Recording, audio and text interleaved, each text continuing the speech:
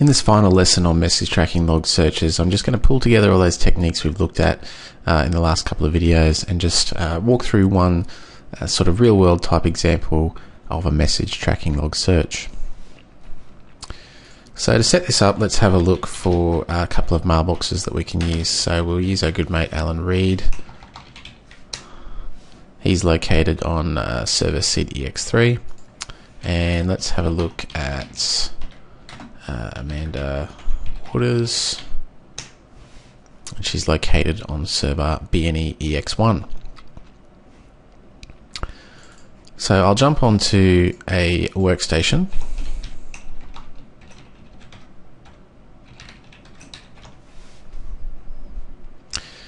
and from Alan's mailbox we'll just send an email over to Amanda.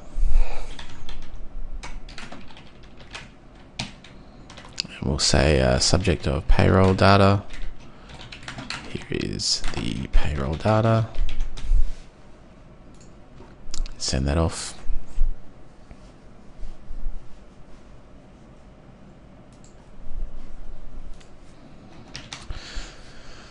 So you've been asked to work out what happened to the email that Alan sent to Amanda regarding payroll data.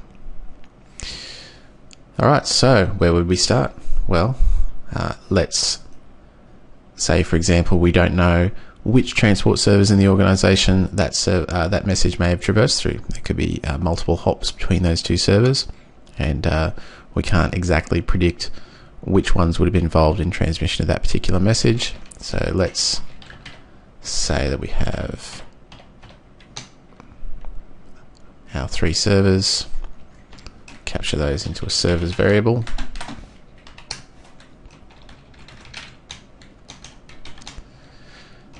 Now we want to capture into a messages variable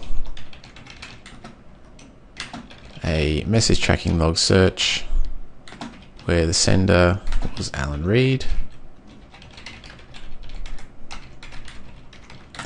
where the recipient was Amanda Waters,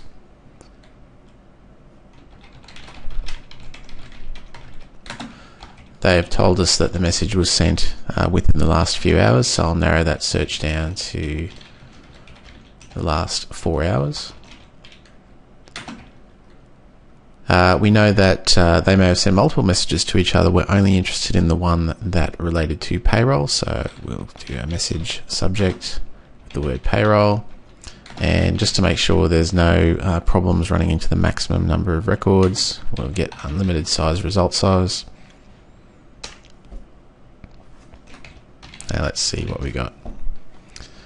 Alright, so there are multiple events recorded and that we've captured in that messages variable, and let's have a look at those in a little bit more detail. So I'll just stretch out my window here.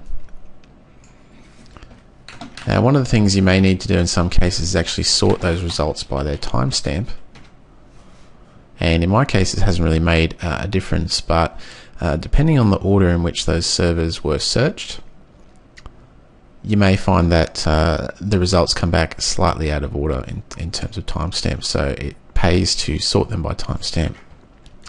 So let's have a look at some of the details. So I'll look at the event ID, the server host, client host,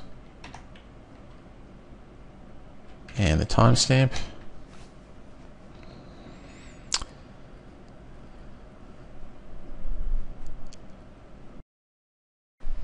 Alright, let's take a look at what this information tells us about the flow of this particular message.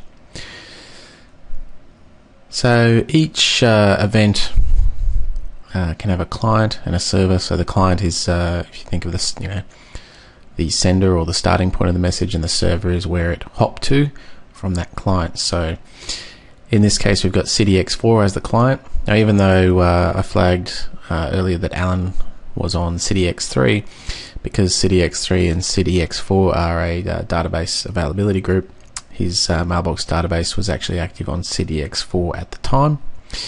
So the message starts on SidEx4 and is sent to SidEx3. and then it is sent from CDX3 to BNE EX1.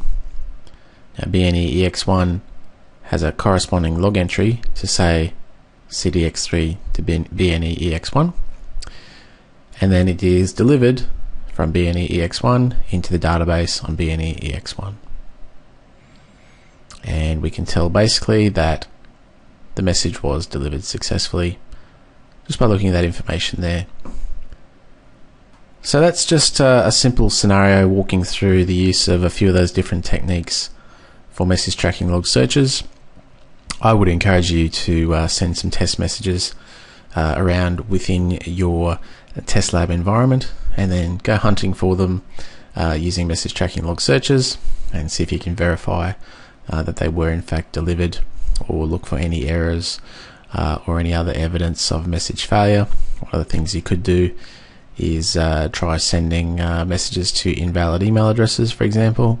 See what happens there. Send messages from inside your network to outside, somewhere in Gmail, for example, and track those. And then do the opposite. Send some messages back in from Gmail into your Exchange organization, and use message tracking to verify that they entered your network and were delivered to the mailbox. But overall, this is a very important skill for Exchange admins to master, particularly once you get familiar with how to do message tracking log searches in PowerShell, and I certainly do encourage you to take the time to learn it.